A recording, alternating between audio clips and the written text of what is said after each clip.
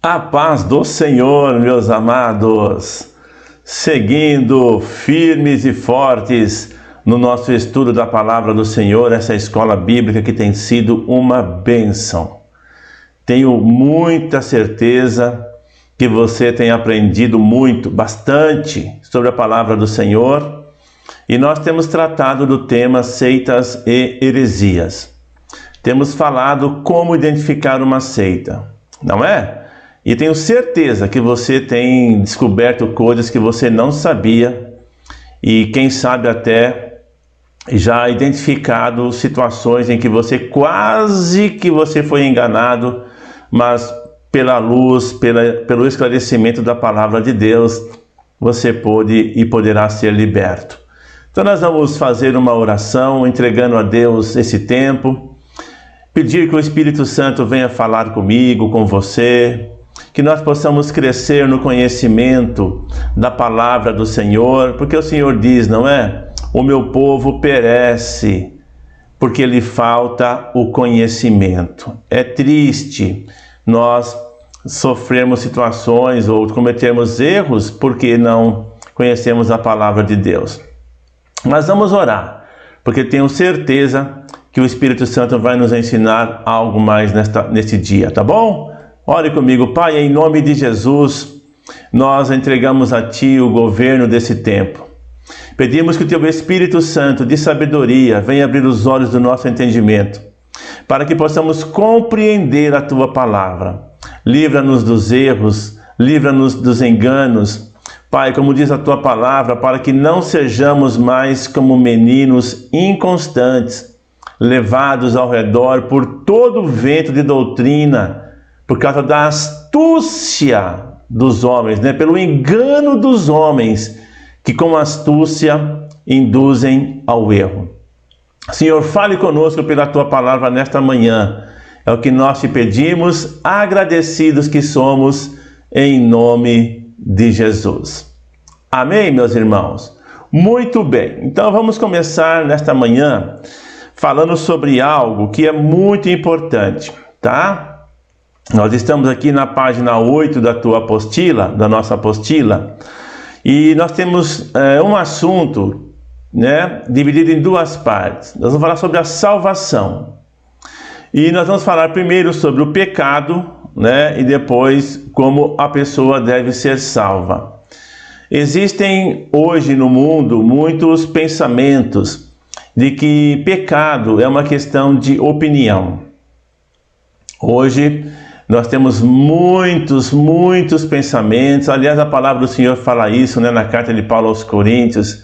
Ele fala que há muitos tipos de vozes no mundo e que nenhuma delas é sem significado.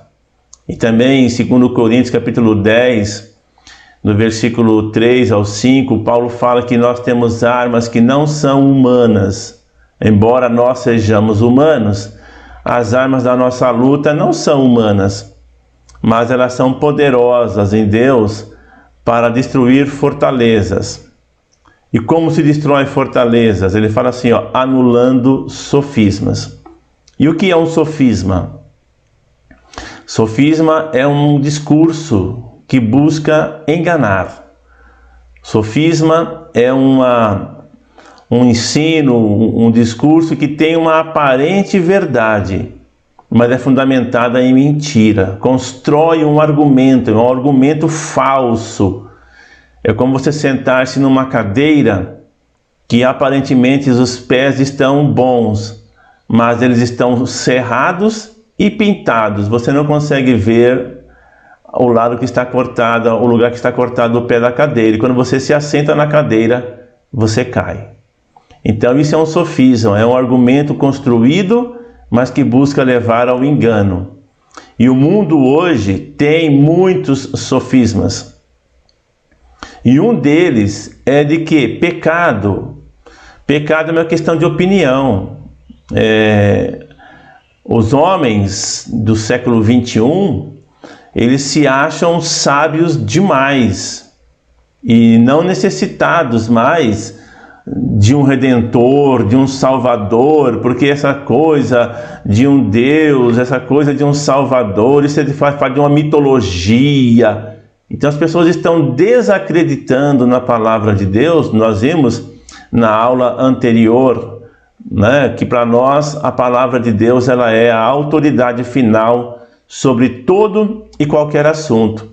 Mas as pessoas hoje não querem saber da palavra de Deus, e muitos entendem que esse negócio de pecado, que o homem precisa ser salvo, que nada, Deus ama todo mundo. Vamos ver se é bem assim mesmo.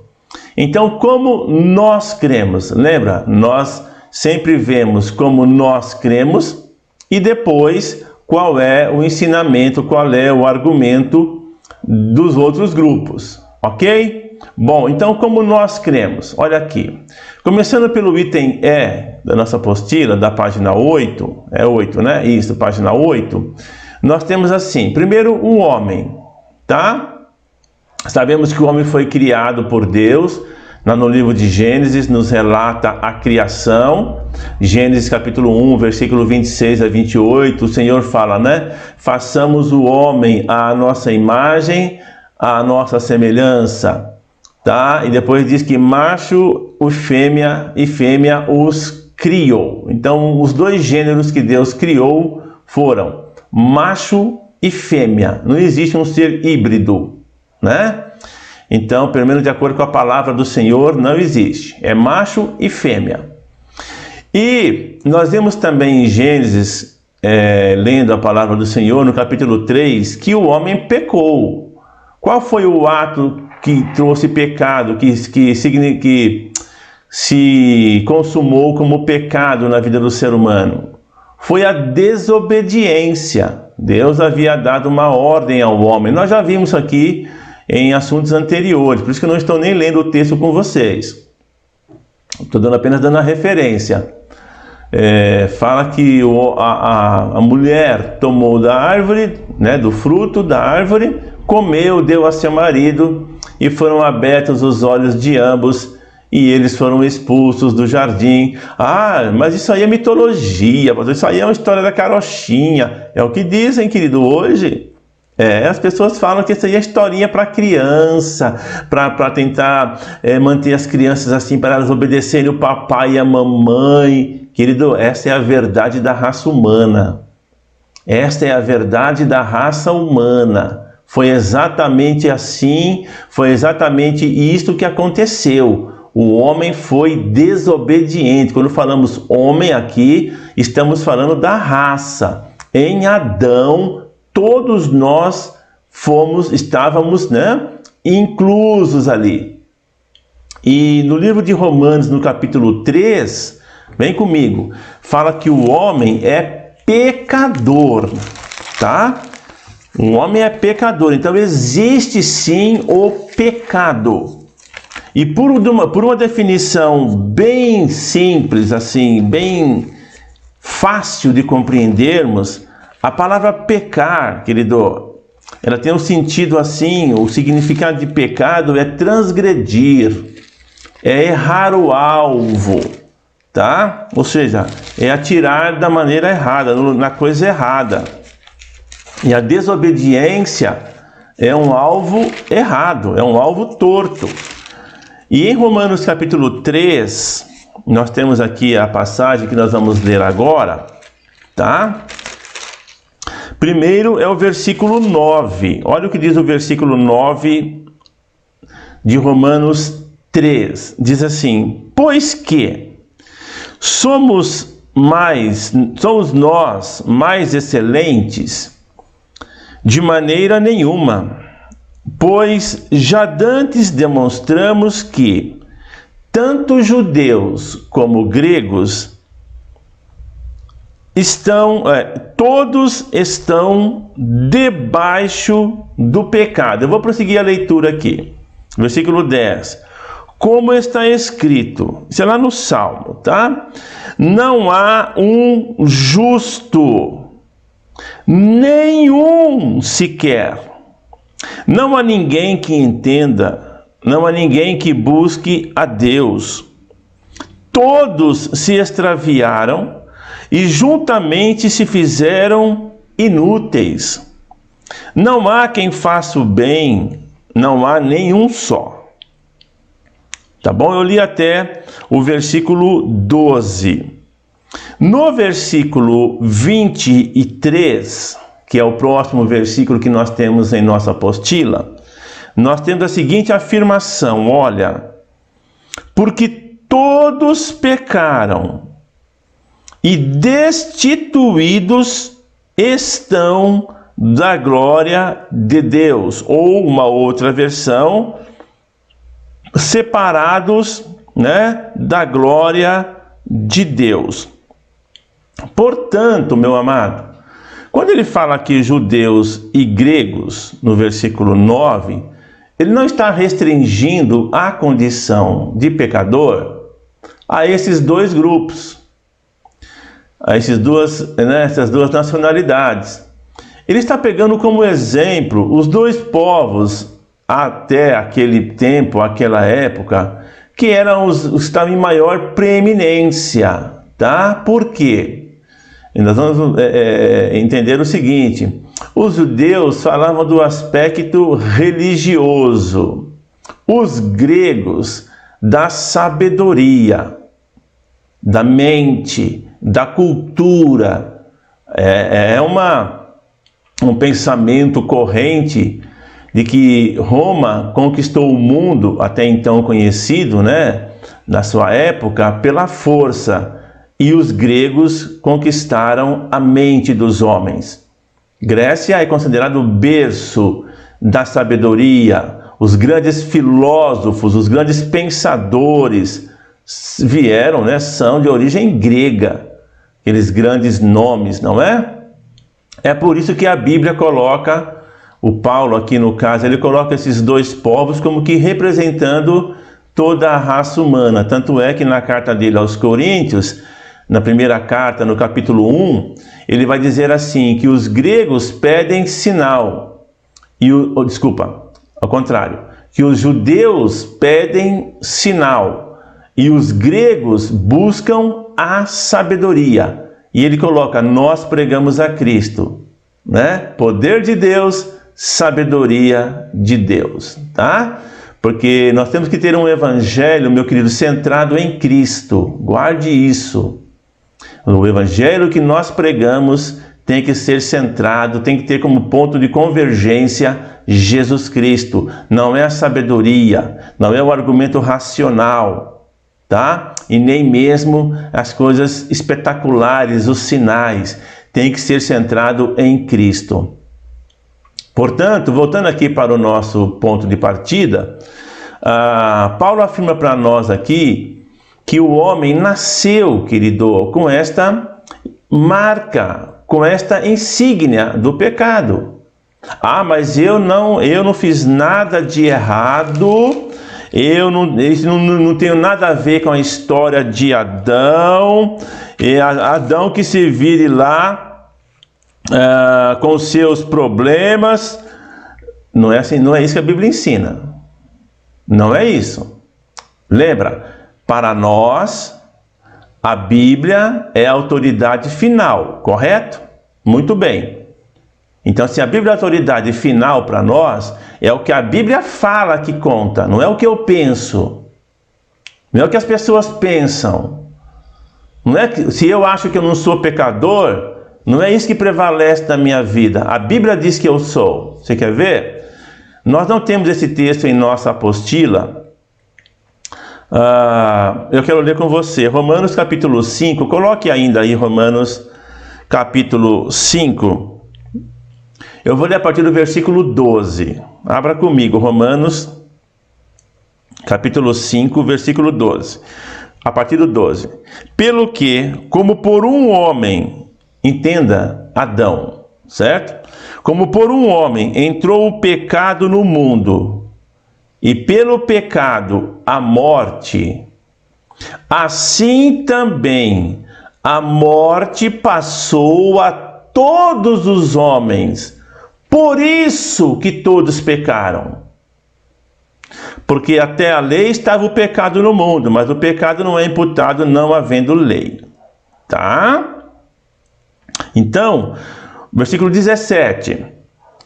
Porque se pela ofensa de um só, Adão, está falando de Adão aqui, pela ofensa, o que foi a ofensa? A desobediência de Adão. Assim como pela ofensa de um só, abra aspas, Adão, fecha aspas, a morte reinou por esse, muito mais os que recebem a abundância da graça e do dom da justiça reinarão em vida por um só, Jesus Cristo. Pois, assim como por uma só ofensa, Adão, veio o juízo sobre todos os homens para a condenação, assim também, por um só ato de justiça, veio a graça sobre todos os homens para a justificação de vida. Porque, como pela desobediência de um só homem, Adão, muitos foram feitos pecadores. Assim, pela obediência de um, Jesus, muitos serão feitos justos. Vamos parar aqui e vamos voltar ao ponto de partida. Por que o homem é pecador? Ah, pastor, porque ele peca. Não. Como assim? Segura aí. O homem nasceu pecador, a despeito dele ter tido qualquer ato. Ah, mas aí não é justo. Como assim, querido? Por que não? Deus colocou em Adão toda a raça humana. Adão, se ele tivesse optado por obedecer a Deus, estou falando de Adão, é Adão e Eva, né? Sim, mas Deus trata com Adão. Se Adão tivesse optado por obedecer a Deus, da mesma forma que nós trouxemos a marca do pecado, nós não seríamos pecadores. Foi o ato de Adão que nos constituiu pecadores, que constituiu a raça humana uma raça de pecadores. É o que o texto fala claramente aqui. Tá? Assim como por uma só ofensa, no versículo 17, no versículo 18, assim, o versículo 18, por uma só ofensa veio o juízo sobre todos os homens para a condenação, né? Versículo 19, por uma desobediência, muitos foram feitos pecadores. O salmista vai dizer isso: em pecado me concebeu minha mãe. Então, a primeira coisa que precisamos estabelecer aqui é: o homem é pecador. Ele é pecador. Ele não precisa ter um ato, nada. Ele é pecador. Ah, mas eu não concordo com isso. Bom, então aí é a sua opinião, né? É a minha opinião, se eu optasse por esse princípio. Mas como eu creio, e tenho certeza que você também crê, que a palavra de Deus é a verdade, como nós já vimos na aula anterior, que a palavra de Deus é a verdade, e que é ela que determina a minha vida, o curso da minha vida, ela diz que nós éramos pecadores, que o homem nasce pecador. O homem, então, querido, guarde isso, ele é pecador não porque ele peca, tá? Da mesma maneira que nós vamos ver aqui o que a salvação opera na minha vida, nós somos justos. Por isso que eu li esse texto de Romanos, capítulo 5, e eu quero que você leia depois novamente, do versículo 15 até o versículo 21, porque você vai entender por que eu era pecador e por que hoje eu sou justo. Olha como o mundo trabalha, presta atenção, olha como as pessoas pensam, olha como a mentalidade humana. Eu não sou pecador porque eu não fiz nada. Esse é o argumento das pessoas. Certo? A. O argumento A é: eu não fiz nada, eu não mato, não roubo, não fumo, não me prostituo então eu não sou pecador, porque as pessoas pensam que o pecado com o qual o homem nasceu, ou na condição em que ele nasceu, é fruto de obras, e não é. Esse é o pecado natural, vamos chamar assim, é assim que, né, às vezes é conhecido. Os pecados, ou seja, as coisas que eu faço, né, são coisas que é de ponto de vista. Então, no ponto A, as pessoas dizem assim, como eu não fiz essas coisas que eu já mencionei aqui, né, matar, roubar, prostituir, coisas mais, então eu não sou pecador. E eu não tenho nada a ver com Adão. Esse é um argumento. Por um outro lado, se você fala que você deixou de ser pecador e passou a ser justo, eles falam também, isso é arrogância, isso é prepotência, porque todo mundo erra. Então ninguém pode dizer que é justo. Ponto B. Por que o homem tem esses dois pontos, esses dois extremos? Porque eles vivem numa condição de certo e errado. Eles vivem numa condição de um julgamento de certo ou errado da perspectiva humana. Tá bom? Não que Deus não trabalhe assim com o certo e com o errado. É que da minha perspectiva humana, se eu não crer na palavra e não a ter como princípio de regra final para a minha vida, como autoridade final, eu vou criar os meus conceitos de pecado e de justiça. Por isso que o Paulo deixa claro aqui em Romanos capítulo 5, que o pecado não é aquilo que eu penso que é pecado, é aquilo que Deus diz que é. E que justiça não é aquilo que eu acho como justiça, é o que Deus diz que é. E aqui em Romanos, Paulo mostra isso para nós. Ele fala que o pecado veio por Adão, não importa se você nasceu hoje, né? Se uma pessoa nasceu hoje, se você tem 40 anos, 80, 5, 10, 20, não importa. Nasceu pecador. Mas eu não fiz nada, não é pelo que você fez, é pelo que Adão fez. Da mesma maneira, quando nós cremos em Jesus, não é por aquilo que você fez ou irá fazer que você se torna justo. É porque Jesus sofreu no meu lugar. E eu crendo nele, eu recebo a justiça de Deus na minha vida, a despeito de qualquer coisa que eu possa ter feito. Não é lindo isso? Isso é maravilhoso. Por isso não sou eu que determino o que é pecado e nem determino não sou eu que atribuo a minha justiça. É o Senhor. Meu irmão, que coisa profunda nós falamos aqui. Então, nosso ponto de partida, o homem é pecador, tá? Letra B, ele está morto espiritualmente. Efésios capítulo 2. Efésios, o capítulo 2, versículo 17. Vamos ver aí. No capítulo 2, eu falei 17? O que é isso? Nada a ver. Nada a ver. É Efésios 2, versículos 1 a 5. É o que está na apostila. Não sei se não foi arrumar agora esse 17. E vos deu vida. Pastor, na minha não está vos deu vida não, está vos vivificou.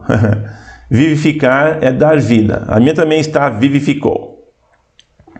E vos vivificou, estando vós mortos em ofensas e pecados. Uma versão fala em delitos. Em que, noutro tempo, andastes, segundo o curso deste mundo, segundo o príncipe das potestades do ar, do espírito que agora opera nos filhos da desobediência, entre os quais todos nós também antes andávamos nos desejos da nossa carne, fazendo a vontade da carne e dos pensamentos, e éramos por natureza filhos da ira, como os outros também. Mas Deus, que é riquíssimo em misericórdia, pelo seu muito amor com que nos amou, estando nós ainda mortos em nossas ofensas, nos vivificou juntamente com Cristo. Pela graça sois salvos. Muito bem. Então veja aí, ó. O homem está morto espiritualmente. O pecado fez isso. Nós já estudamos isso aqui dentro dos 3 tipos de mortes que existem. Faz pouco tempo que nós estudamos, quando nós falamos dos mortos, da ressurreição dos mortos, o que nós já aprendemos? Morte espiritual, morte física e morte eterna ou segunda morte. Lembra disso? E o que nós aprendemos? Que aquilo que fala em Romanos capítulo 3, que todos pecaram e separados estão de Deus, esta separação entre o homem e Deus é chamada de morte espiritual.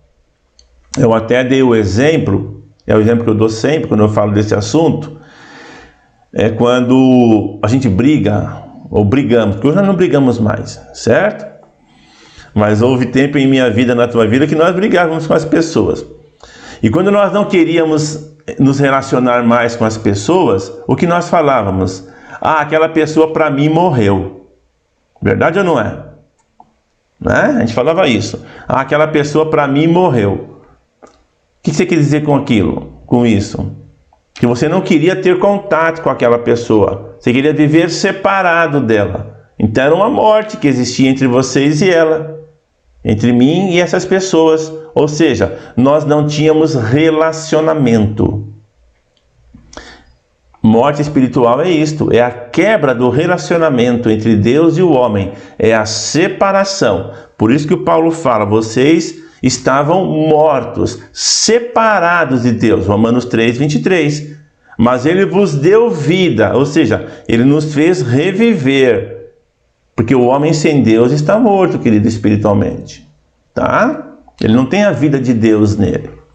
Vamos lá então. Então o homem está morto espiritualmente e olha, ele precisa nascer de novo. É isso que Jesus vai dizer a Nicodemos. Lá no Evangelho de João, no capítulo 3. Evangelho de João, capítulo 3, no versículo 3 a 6. Diz assim, vamos ler a partir do 1, né? E havia entre os fariseus era aquele grupo religioso que vira e mexe, ficava lá dando trabalho para Jesus, né? Um homem chamado Nicodemos, príncipe dos judeus, ele era um líder. O Nicodemos, foi ter de noite com Jesus e disse-lhe, mestre, Rabi, sabemos que és mestre vindo de Deus, porque ninguém pode fazer estes sinais que tu fazes se Deus não for com ele. Jesus respondeu e disse-lhe, na verdade te digo, que aquele que não nascer de novo não pode ver o reino de Deus. Disse-lhe Nicodemos, como pode um homem nascer sendo velho? Porventura pode tornar a entrar no ventre de sua mãe e nascer? Jesus respondeu, na verdade te digo que aquele que não nascer da água e do Espírito não pode entrar no reino de Deus. O que é nascido da carne, nascimento natural, querido, né? É carne. O que é nascido do Espírito, novo nascimento, é Espírito. Não fique maravilhado de eu ter dito, necessário vos é nascer de novo. Então veja que há 2 tipos de morte aqui, 2 tipos de vida, né? Fica subentendido aqui, né? Ele usa o lado da vida. Agora é claro que existe o outro lado da moeda, que é o da morte. Assim como existe a vida natural, existe a morte natural. E como existe a vida espiritual, existe a morte espiritual. Qual era o nosso estado? Paulo já falou para nós em Efésios 2. Nós estávamos mortos fisicamente. A vida que era da carne? Não. Mortos espiritualmente. Separados de Deus. E temos que nascer de novo. Então, quando Jesus fala aqui, presta atenção agora. Presta atenção agora. Quando Jesus fala aqui para Nicodemos que é necessário nascer de novo, o que ele está dizendo? Você precisa ser salvo. Agora, o homem por si só não pode salvar-se, querido. O homem precisa da redenção, ele precisa nascer de novo. Só que por si ele não consegue. Isso é um ato de Deus. Então nós falamos do pecado. Vamos falar agora da salvação. Olha lá, a salvação, letra F, não é o que está aí? Diz o quê? Como é que o homem consegue sair desse estado? Ele vos deu vida. Ele vos deu vida. É uma obra de Deus. Certo? Como isso se deu? Vamos lá. Em Efésios, vamos voltar para Efésios capítulo 2. Lá, o mesmo capítulo que nós estávamos lendo naquela hora. Nós lemos do 1 ao 5. Vamos ler agora 8 e 9. Lembrando, no versículo 1 ele fala que ele vos deu vida, estando nós mortos. Se eu estou morto, é por isso que Jesus falou para o Nicodemos, você tem que nascer de novo, porque você está morto. O Nicodemos pensou que era morte natural. Ele fala, como assim que eu vou nascer de novo? Eu vou entrar dentro da minha mãe de novo? Jesus falou, não, filho. Você está falando da morte, do nascimento natural. Eu estou falando do nascimento espiritual. Você tem que nascer de novo espiritualmente. E como que se dá isso? Efésios 2, versículo 8 e 9. Porque pela graça sois salvos, por meio da fé. E isso não vem de vós, é dom de Deus, não vem das obras, para que ninguém se glorie. Ok? Então o homem é salvo pela fé em Deus e na obra de Jesus na cruz. Certo?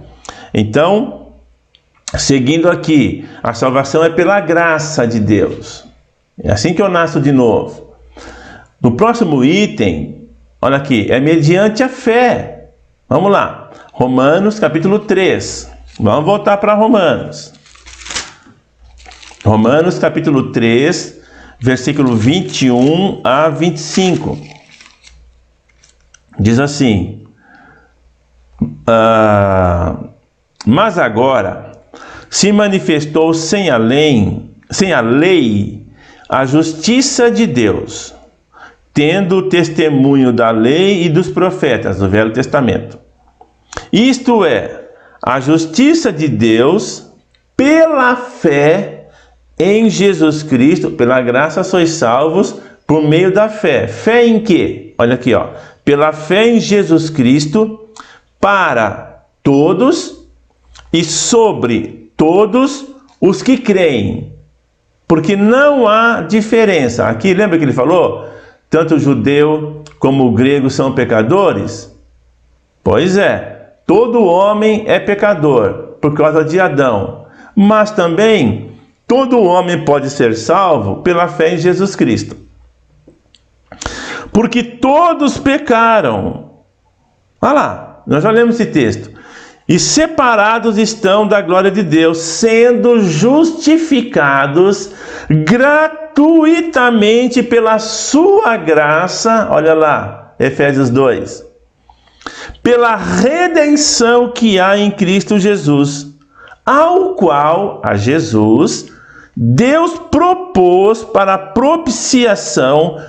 Propiciar é tornar aceitável, tá? Algo oferecido que tem que ser aceito.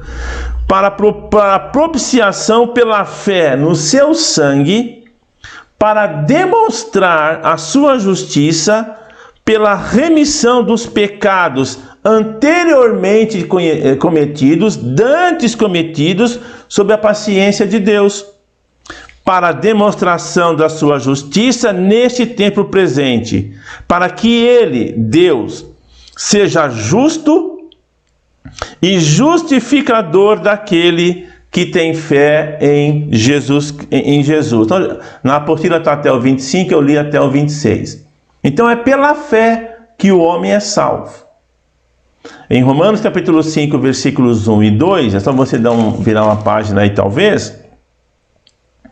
Sendo justificados pela fé, temos paz com Deus por nosso Senhor Jesus Cristo, pelo qual, Jesus, também temos entrada pela fé a esta graça, na qual estamos firmes e nos gloriamos na esperança da glória de Deus. Então, o que a palavra nos mostrou aqui, querido, de uma maneira bem resumida, como eu disse para você, nós temos trabalhado de uma maneira bem resumida, porque alguns assuntos já trabalhamos em matérias anteriores. Uma delas um desses assuntos é este, que o homem é salvo pela fé em Jesus Cristo. Então, o que nós queremos pegar aqui como ponto de partida e fundamental é: o homem é pecador, até que ele conheça Cristo. Quando ele crê em Jesus, ele passa a ser justo. Mas ele precisa de um Redentor. E esse Redentor é o Senhor Jesus. Tá bom? Muito bem. Isso é o que nós cremos. Então, para nós, não existe esse negócio de pecado é uma questão de opinião. Não. Pecado é aquilo que a Bíblia diz que é pecado. Para nós, o homem nasceu pecador. Não é se eu acho que eu sou, não importa. A Bíblia diz que eu sou, até que eu creio em Jesus. E outro ponto, eu preciso ser salvo. Lembra? Eu preciso nascer de novo. Eu preciso de alguém que me auxilie nisso. Porque por mim eu não consigo, porque todos pecaram. Certo? Por isso Jesus veio, ele viveu sem pecado. E ele pôde ser o Redentor do homem. Tá bom? Então, nesse ponto de salvação, qual é o aspecto a ser guardado aqui? Que todos nós nascemos como pecadores e todos nós precisamos de um Redentor, e esse Redentor é Jesus Cristo, e nós somos redimidos pela fé nele, pela fé na sua obra, pela fé no seu sangue. Perfeito? Muito bem. Porque existem grupos, como nós vamos ver aqui agora, uns acham que esse negócio de pecado, que Jesus, isso é a história da carochinha, como já falei para você. Muitos acham que isso aí é coisa, para boi dormir, historinha para criança, tá bom? Existem muitos grupos, muitos. Dentre aqueles que nós temos estudado, nós vamos ver a opinião deles. Bom, antes de mais nada, nós temos na apostila aí, aquele grupo que eu falei para você, que são os gnósticos, certo? Já falei que eles criam em vários deuses, um deus menor. E Jesus, para eles, já falamos isso, é um dos deuses menores, certo? Bom, a gnose está firmado na crença do aspecto espiritual do universo e na salvação através de um conhecimento secreto e místico. Deixa eu explicar para você isso. Os gnósticos creem, e este pensamento está forte no planeta hoje, que o homem é salvo, querido, pelo conhecimento. Eu vou dizer uma coisa para você. Usam até a Bíblia para dizer isso. Por isso nós temos para você aqui, que existem muitos pensamentos que estão entrando na igreja, que são de origem aí gnósticas, filosofias gregas, e as pessoas estão praticando isso e nem percebem essa influência. Eu já falei para você de um homem, um dos pais da igreja, lá atrás, Tertuliano. Quando essa corrente de pensamento, de conhecimento começou a querer entrar dentro da igreja, e as pessoas quererem fazer um sincretismo entre a filosofia grega e o cristianismo, porque eles diziam assim, os gnósticos, que se converteram, tá? Dentro da igreja começou esse pensamento. Aquilo que nós, como cristãos hoje, ou vocês como cristãos, estão dizendo que o homem alcança pela fé, nós já o alcançamos pelo conhecimento. Porque estão tentando fazer um sincretismo, uma ligação entre a filosofia grega e a fé em Cristo e o que o Senhor ensinou. Esse homem se levantou e ele disse assim: Jerusalém, ele está falando do Evangelho, não tem nada a ver com Atenas, ele está falando de filosofia. Ele diz assim: o evangelho que nós recebemos nos foi transmitido no pórtico de Salomão. Ele está falando do templo. Ele fala assim: não nos foi trazido por Zenon. Zenon era um filósofo grego. Tertuliano escreveu isso porque ele está tentando mostrar que a filosofia grega é uma coisa e que o cristianismo é outra coisa. E hoje, meu irmão, tem se buscado muito isso. Temos falado para vocês aqui, é muito raciocínio, é muita razão, é muito pensamento de fora que está entrando na igreja, e as afirmações bíblicas, aquilo que a palavra fala, já está sendo contestado com essa onda de pensamento que varre o mundo hoje. Os sofismas, que têm uma aparência de verdade, mas comparados às Escrituras, eles ruem, eles sucumbem, porque são desmontados, são desqualificados por aquilo que a palavra de Deus fala. Então os gnósticos, e infelizmente um grupo tem, esse pensamento tem entrado na igreja, eles falam que o homem é salvo pelo conhecimento. E eu disse a você, que até versículo bíblico está sendo usado em relação a isso. Por exemplo, tem um que é muito usado, que é João 8,32, que fala assim: e conhecereis a verdade, e a verdade vos libertará. Esse é um dos pensamentos fortes do gnosticismo, que quando você conhece uma verdade, você é liberto. Pastor, mas isso não é verdade? Da perspectiva bíblica, não. Não. Porque nem tudo aquilo que é verdade, que ele presta atenção que eu vou dizer para você. O fato de eu conhecer uma verdade sobre um aspecto, não significa que eu vou ficar livre sobre aquilo. Porque eu preciso ainda do poder de Deus, eu preciso ainda do poder do Espírito Santo operando na minha vida para quebrar cadeias espirituais que me prendem. E eu posso ser uma pessoa muito inteligente e me livrar de situações, mas não alcançar a salvação. É isso que o Paulo fala em Coríntios. Presta atenção, eu citei para você aqui o texto, e eu quero ler para você aqui esse texto agora, que está na carta de Paulo aos Coríntios, tá? No capítulo 1, tá? O versículo... a partir do versículo 18, Paulo fala assim: porque a palavra da cruz é loucura para os que perecem, mas para nós que somos salvos é o poder de Deus. Porque está escrito: destruirei a sabedoria dos sábios, aniquilarei a inteligência dos inteligentes. Onde está o sábio? Onde está o escriba? Onde está o inquiridor, aquele que faz as questões desse século? Porventura, não tornou Deus louca a sabedoria deste mundo? Visto como na sabedoria de Deus, o mundo não conheceu a Deus pela sua sabedoria. Então, a palavra está dizendo que a sabedoria humana não pode nos conduzir a Deus, querido. Não pode. O mundo não conheceu a Deus pela sua sabedoria. Aprove a Deus salvar os que creem, os crentes, pela loucura da pregação. Para a mente humana é loucura o que Deus fez, porque você como pai, eu como pai, jamais mataria, presta atenção no que eu estou dizendo, jamais daria o meu filho para morrer. Isso é louco para o mundo. Não tem lógica para o mundo isto. Versículo 22, porque os judeus pedem sinal, e os gregos buscam sabedoria.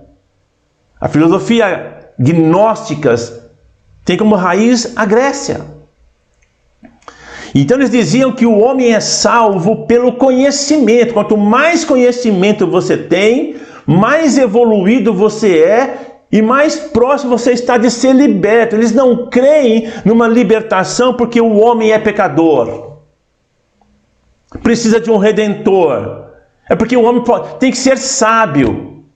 Aí, querido, as pessoas pegam textos da Bíblia. O meu povo perece porque lhe falta conhecimento. Mas não é o conhecimento terreno. Não é o conhecimento humano. É o conhecimento do amor, da grandeza, do poder de Deus e do seu estado. Eu preciso de um redentor. Eu preciso de um salvador. Para Israel, Jeová. Para nós também, né? Deus. Mas não é o conhecimento mental que nos liberta.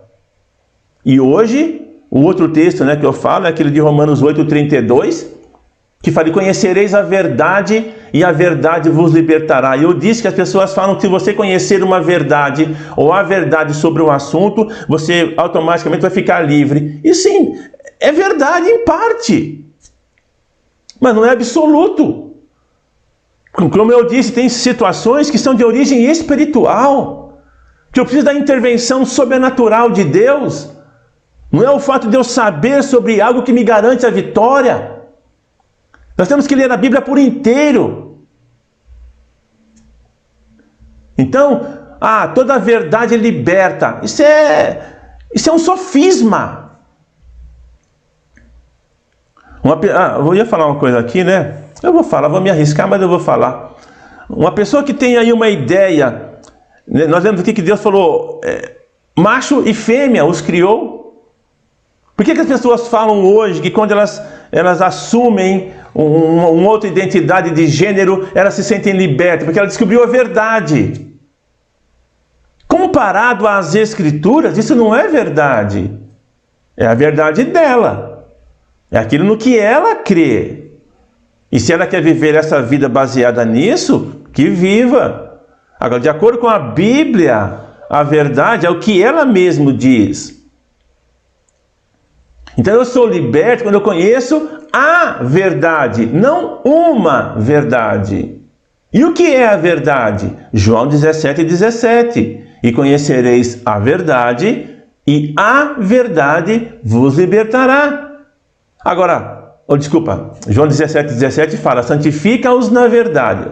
João 17:17. Santifica-os na verdade. A tua palavra é a verdade. Então é a palavra de Deus para nós que é a verdade. Para outros, não é. Então, se eu não creio na Bíblia, eu não tenho por que viver de acordo com a Bíblia. Eu tenho a minha concepção de vida. Então, as pessoas têm suas ideias, que elas vivam em suas ideias. Cada um vive aquilo que quer viver. Não é verdade? Estamos falando aqui do princípio bíblico. Tá? E olha o que Jesus fala agora sim, em João 8, versículo 32. Deixa eu ler com você. Diz assim: e conhecereis a verdade, e a verdade vos libertará. Presta atenção nisso. Mas não tem o e. Não tem o e, conhecerei, então é uma ligação. Então, para eu conhecer a verdade, eu tenho que estar ligado ao que vem antes. Isso é fato. Eu sou péssimo em português, mas isso aqui eu sei. Quando tem o e, é porque algo está ligado. O que está ligado ao conhecer a verdade? Versículo 31. Dizia Jesus aos judeus que criam nele.